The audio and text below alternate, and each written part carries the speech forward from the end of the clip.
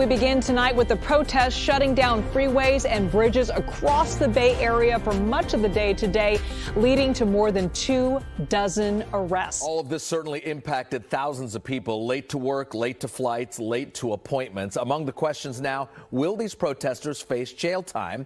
And can we prevent something like this from happening yet again? Details just in about those pro-Palestinian protesters who shut down the Golden Gate Bridge for hours yesterday. San Francisco's district attorney says they won't be charged with a crime, at least not yet. So my name is Ronald Davis, and I am from the Bay Area. I'm actually Pittsburgh, California, but I work in San Francisco. And I'm driving to my work in San Francisco, and out of nowhere, we just get suddenly stopped, and I'm like, what is going on? So I stop, I'm driving, we stop, people start getting out of the car, we're wondering like, what's going on? Next thing you know, we see people in these like cross guard outfits kinda, and I knew it was a protest. And then I was just like, wow, like I'm gonna be stuck. I called my boss, I said, hey, there's a protest, I should be to work within an hour. I was on the bridge approximately from 7 a.m. to 1 p.m. Everybody was very frustrated, worried.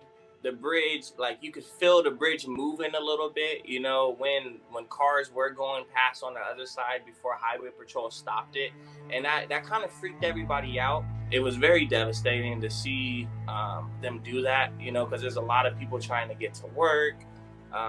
There's people trying to get to doctor's appointments. I talked to a guy, he was actually on his way to do a small surgery.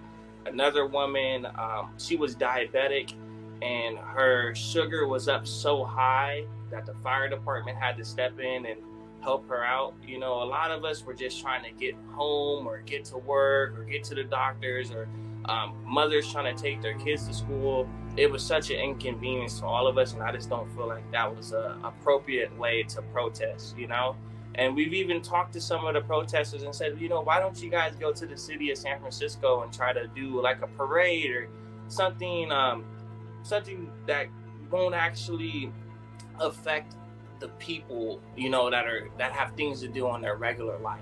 So they just continue to protest and say, free Palestine, and it's like, I get it. I respect Palestine, and I feel really bad for the people out there, but there's certain ways you do things, and that's just not one.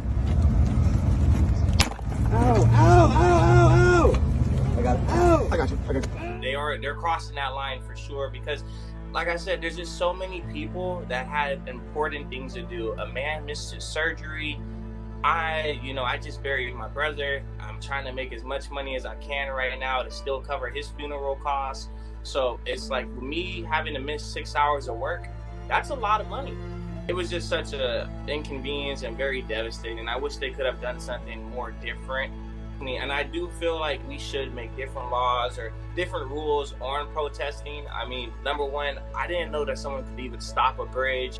I was watching Highway Patrol arrest the people, and then they would bring them to the corner and then uncuff them and let them go back to their vehicles freely, which was very disappointing. It was just like so many police officers were out here, and we took away a lot of our resources that we have just for about maybe 15 protesters.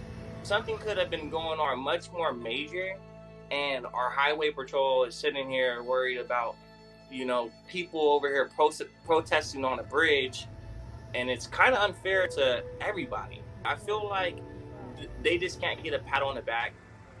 Like, I'm so proud of the people that was there. None of us reverted into violence or, used any foul language towards the people. We were very calm. And I just wish that Highway Patrol and Bridge Police, they could have de-escalated that situation much more quickly than they did. 6 hours is just such an inconvenience to every single person and our resources that we have.